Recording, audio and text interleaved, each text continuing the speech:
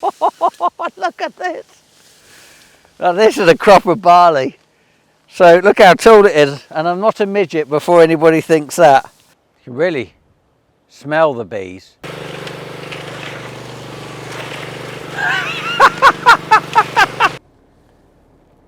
Come on, Flynn. 20th of May, it's Monday. We're out in a mustard field. This is Blackthorn's field, just outside Dry Drayton. It's about 83 hectare field. The cultivations we did on this, we actually ploughed it, trying to get rid of some ryegrass. Then we cultivated it with Rex's twin press. We've drilled it then in the spring, and we drilled this in April. And this is white mustard. So this would be going to Condimentum at Norwich, be coming back to ours to get cleaned and processed, stored there, then taken to Condimentum for them to process for customers like Coleman's. So this is effectively what your Coleman's mustard will become. So we've got an excellent establishment, probably the best I've had since I've been growing mustard since 2013. This is the best establishment. Quite thick actually, usually don't have it quite so thick. But the advantage of this is to flush out the rubbish that's growing in the bottom. And when I look down, there are some broadleaf weeds starting to come up, you know, in the bottom here, which will come up and start competing with the mustard. And then we want to make sure we get rid of black grass, for example. So far there isn't any black grass which is coming up in this. So nice dense crop. It will grow to about this height, and it will be yellow flowers. It will look like oilseed rape or canola, but actually mustard doesn't branch out as well as oilseed rape, so you get less seed. So yield wise, I've had as little as 0.1 tonne a hectare, and I think the best we've had is effectively 2 tonne a hectare, and we budget for about 1.2 and hope for 1.5. But I feel that this actually could be a good year for mustard, or I've got it too thick and competition wise we won't get the yield. So it'll be interesting to see what happens. This is why I plant the tram lines up. So we always drill the tram lines, but you can see now we've been starting to drive on them. The crop is smaller, it's getting knocked, so it's not very strong. But you can just see that the effect where the water has started to create erosion and wash down. That's one of the reasons we always drill the tram lines with a crop, so that actually we prevent water erosion going into the water courses or moving soil. But this area here, where it's a bit thinner on this mustard, this is a typical area to where the ryegrass. It's interesting that the mustard is struggled to establish here. It's quite big areas. So this is the problem with a thin crop like this, is you get this is where all the ryegrass will come in. It's got no competition and it will get going. Same with black grass. But this is sort of what a thin mustard crop typically would look like, and this is a better stand of crop from what we've had when we had 0.1 tonne a hectare, but sort of, you know, you're probably going to struggle to do 0.7 here. So it'll be interesting. The yield maps on the combines will actually show what the yield was here, as opposed to say over the brow of the hill, what the effect is. So weed management, I mean, ryegrass for us is a problem, because black grass grows about typically twice a year, whereas ryegrass can grow every month. And if we get that and start to get that across the fields and the farms, we've got a problem that effectively means we're going to have a job to control it. You can see, looking round on the other side, you see that's the winter barley. That's a hybrid.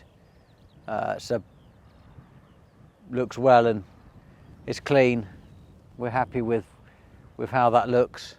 We've got that sort of in hopes 9 tonne a hectare. I have done over 10 tonne a hectare winter barley a few years ago now, but yeah, if we get over 9, we'll be happy with that as a second cereal. So these were left over from my ex-father-in-law, who unfortunately passed away, but really nice guy, loved his bees, passionate about bees. and he had beehives all over the place around Newmarket, and had them here. So these bees are here because they're going to look after the mustard the other side, so it's perfect. We've also got beehives which belong to other people, which are over at where the orchid rape is. We'll get them where the beans are, so you get a different taste and flavour from the honey depending upon what they've been foraging on. I personally really like the from the beans. Sorry, I really like the beans. It's got a sort of a sharper taste, which I quite like. But yeah, so the bees are here and they look after the mustard. And I think we've got now, I bet we've got 12 beekeepers across the farms, amateurs and some who take it a little bit more seriously. But we're always, you know, pleased to try and accommodate. Got one last night which moved some hives from another field where somebody was complaining, causing a bit of stick about the fact that there were beehives there and somebody could get stung and whatever. So they put the poor Ukrainian family that were doing the bees under so much pressure. They've now moved them to another block of our land. But yeah, it's good to have bees. Without bees, there's no farming. Ah, look at that. Yeah, it's good. So these are the ears. They're really forming now. So this is what's going to predict the yield. So hopefully they'll get a bit bigger. And plenty of straw here. We signed that big contract for the power station for the straw. Plenty of straw. Crop looks well. It's healthy. Not full of weeds. It's clean inside. Crop's actually clean, which my cousin, who's the agronomist, will tell me that that's all his hard work. But he does like self-praise. But yeah, considering we stood in this field about 2 weeks ago when it was just starting to think about coming into here, and I talked about the fertiliser piles in it. Now looking at it now, it's a great crop, and you can really start to feel harvest is coming. Go on holiday with the children for half term, come back, and then it's countdown to 3 weeks to harvest. Amazing to think that we could be combining this on the 1st of July or the first week of July. Because Cambridge is typically a dry region. We get about 550 millimetres of rain annually. Obviously this year we've had so far, I think it's nearly 900. So we typically get quite a bit of sunshine here in the east, so this will die off and we'll get to harvest this early. The only limiting factor we have is that the straw doesn't die as quick as the ear, and if you don't harvest it early enough, and we'll look at this as we get closer to harvest, these will come round, and at the point they will then snap off, and then they fall on the floor and you can't harvest them. So there is a timing in critical for getting them harvested, but the straw doesn't often, with the bulk and quantity of straw like this, doesn't often ripen as quick, which is then difficult for baling because it's so sappy and we've got to let it die. You need the sun and not catchy weather forecast, and then you bale it. So this is blackgrass. What's extraordinary about it is that because the barley crop is so tall, it's competing against it, so it's growing higher and higher and higher and higher. Whereas typically black grass that you might see is sort of this height, but because of the crop, it's trying to get out the top to compete with the barley, which this hybrid barley, what's interesting about it is you drill it typically a lower seed rate, but it's a big bulky tillowing crop, comes out quickly, smothers the ground, which is the same sort of what I try to achieve with the mustard, and it then stops this getting the sunlight, and then the competitiveness of this sort of dwarfs it out, and you can see this plant's just trying to get up and get out. Don't want too many of those. The fertiliser area, which I pointed out before, is still behind. Won't really come to anything of any real note, but it is improving all the time. The solar is good bright day, so solar's really working today now.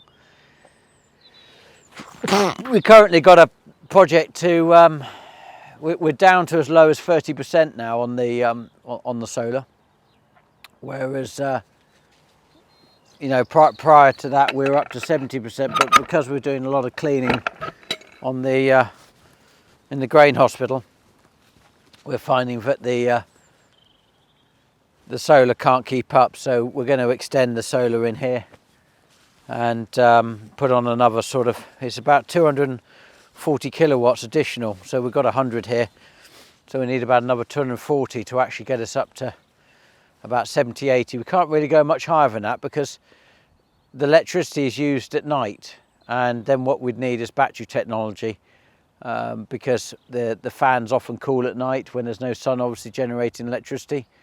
So probably 70–80% is probably, unless we change the timing for when the fans turn on and off. Oh, here's one of the sprayers. So this field's called Long Wilds, and this was a failed oilseed rape crop. Well, actually it hadn't failed. There was oilseed rape in it, but it wasn't clever. And one of the first videos I did, we were drilling it actually at the time. Glyn was drilling it with the sprinter, but it got so full of black grass that we just felt that the seed numbers, if we didn't destroy it and start again, were going to be so great putting back in the land. So we actually sprayed it off, and we put the mustard in instead. So it's a further behind. Hasn't effectively had the best start because of course the seabed had already been drilled and rolled, etc., and already been relatively compacted. So we've come in a wet time and tried to power harrow it, one for a better word, to lift it. And yeah, it's coming. There is a good stand there. It's just further behind.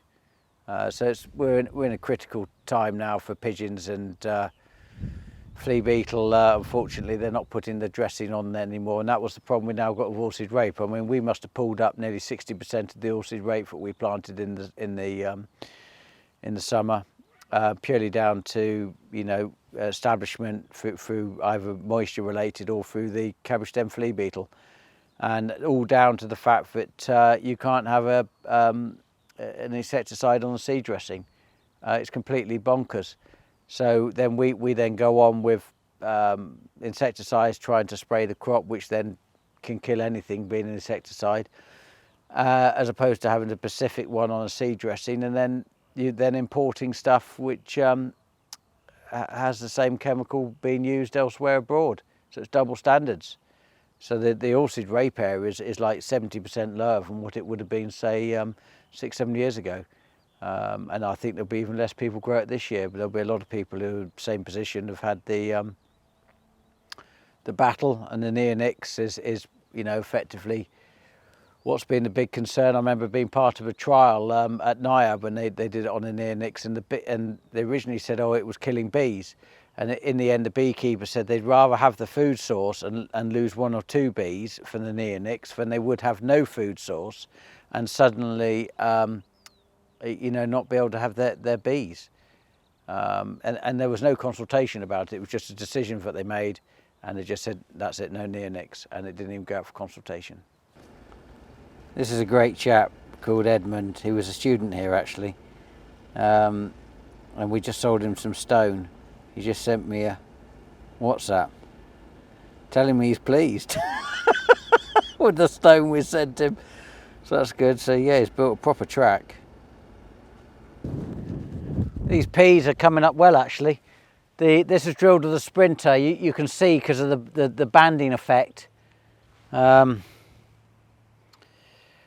had 5-inch Dutch Industry coulters on the bottom, and you can see the 2 bands. So there's come out one side of the coulter, that's come out the other side. So it's in pairs. Then you've got a gap, then you've got pairs again. So yeah, it's a big field this. It's 323 acres, and looks a good crop. It was a hard work to drill, that's for sure, but very hard work. And then if we look behind, we can see the field where we were having difficulty finding the land drain, and that has put that field back by weeks now, which is effectively, they were drilled, or we tried to drill on the same day, So just to put it into perspective, you know, you've got a crop which is growing now and you've got a crop which is starting to come up. I think we'll probably end up losing 50% of the yield on that field. Hopefully it will still come up.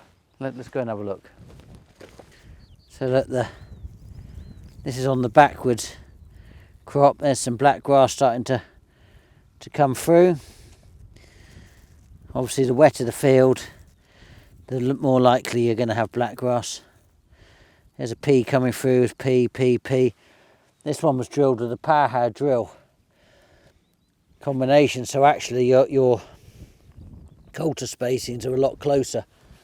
So when we'll go over the brow of that hill and we'll have a look at where we had to drill it in stages, where we managed to get some of it drilled. Look at the comparative. Interestingly, look, so this is the power harrow drill. You can see much tighter spacings, row widths, and not as good germination and coming out the ground. It's these wet patches down to where we were in the ditch down there. You see you've got areas like this where you've got standing water. It's come up like a spring really on the top of the hill, and that was in that line going across to where the drainage was. So you can sort of see, looking, it's all drilled, but you can see across the field the different stages of what was drilled, what wasn't drilled, and what effect that's having. You know, you look back at the big field there, and considering that was drilled, I suppose, a week earlier, and the difference in the crop. You know, we went from that field to this, couldn't get on, wouldn't travel, mainly down to the residual amount of black grass that was here from the autumn and spring. But just the sheer bulk of it didn't seem to let the drill go through it, while we had to use the power harrow, try and mix it up. See, it's even the odd bits just wet, just random bits. So we had all this mass of stuff. Just wouldn't work with the drill. And this is the big problem we're going to have with cover crops and catch crops and all these various options that the government's now come out with the SFI. My concern is that we're going to have black grass which is going to grow seed, fall on the ground. The numbers are going to explode across the farms of land which is put into the various options, which isn't then grown. All the work that's been happening for 20 years to try and reduce the number of black grass plants across the country is going to be completely turned on its head, and we're going to have land which is going to go awash with black grass. So we didn't get to roll this section of the field because we got rained off while they were rolling it, but it hasn't actually, as it turns out, hasn't hindered the crop at all. When we were drilling it, it was slightly slotted, so we were concerned as to the fact that we would have pigeons and rooks come along and take the seeds out. But actually the only problem will come harvest. If you can see, it would have pushed this down the soil and it would have made it a bit tighter to the ground. Now the reason with peas you want it tighter is when you go to harvest, you have the combine header will come along and it will get underneath, and you don't want to start having all this mud ending up in the soil into the front of the combine. So hopefully the peas will grow tall. So we bought a motorbike which Freddie and Raymond both use, a little 250cc scrambler, road legal, so they can go up and down the tram lines, check on the brows of hills and down in the valleys and things, make sure there are no pigeons. Because you can stand here, think it's a fantastic crop, and then suddenly find that the pigeons are sitting where you don't go. So they go up and down the field twice a day, or sometimes more, depending upon the how badly affected it is, and keeping the pigeons off. Because you keep the pigeons off, keep them moved, they go somewhere else, and that's what we've got to try and do. So if you look around, we've got gas bangers. You can see the gas bangers down there. There's one there. There's one behind us over there. There are different positions around the field, but there will be gas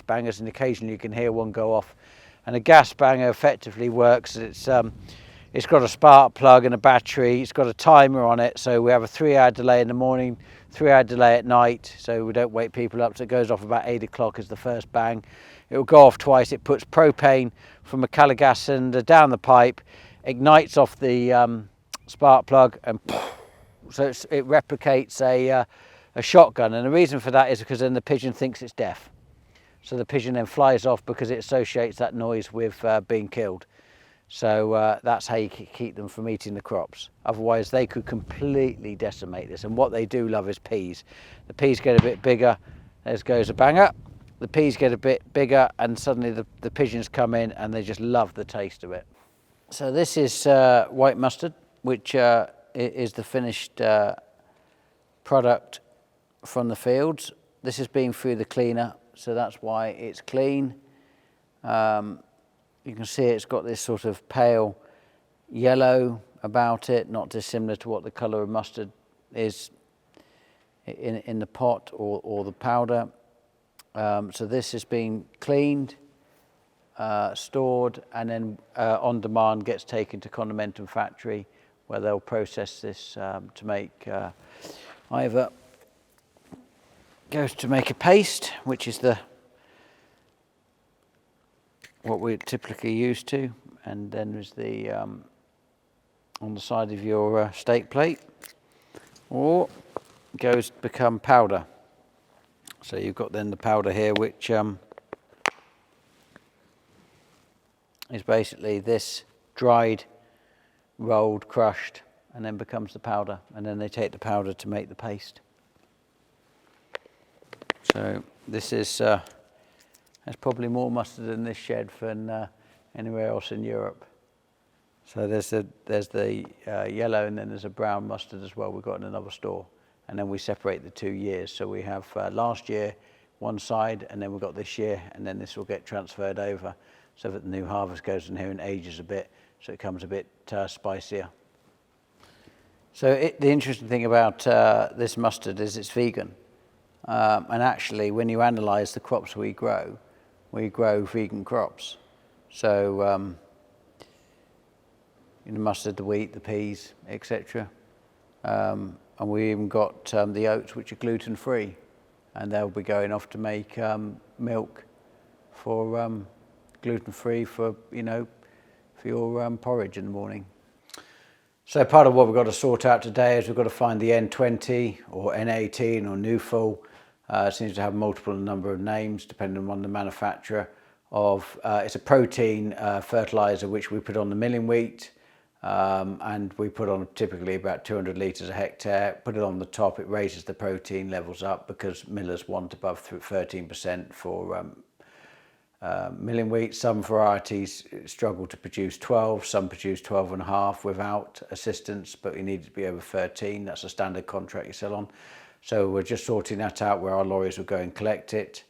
On the peas, we've got the contract signed with Wherries. We're growing for Wherries now for the peas we saw today. And the mustard, that's with with Condimentum, and that will be going into Coleman's, and that valued in the field is about, once it's cleaned, is about between 1,300 and 1,500 pound a tonne. Once it gets into the shed all cleaned, etc., it's probably worth about 3,000 pound a tonne in that state, and the peas are over 500 pound a tonne. So the guys are, Simon's back from holiday. He's had 2 weeks in Egypt, and he's our in-house engineer, and you can see he's currently servicing the forklift, and the fuel barrels are there, supports vehicle. You can see the lorries are busy coming in the yard, taking in and taking out wheat, and you see the tracking software there where everything is on site. But if we expanded that further, you'd be able to see the whole of the British Isles and into Europe if we were there, and you can see where all the vehicles are and what they're doing. We've now just fitted cameras to them, so we can actually click on that and actually get a live feed for what they can see front and back on the lorries and on the tractors and all of our machinery. And equally we can play back, so if we get somebody who claims that we've got an insurance problem, or we've hit their vehicle or something of that nature, we can go back and check I would think at least 9 out of 10 now claims that we have are found that actually they drove into us, or it is they drove in front, slammed on the brakes, trying to get the lorry to drive into them. So fitting that kit for us has cost us about £77,000 to have across all the machines, but actually is well worth the investment when it actually gets rid of the insurance problems we've been struggling with.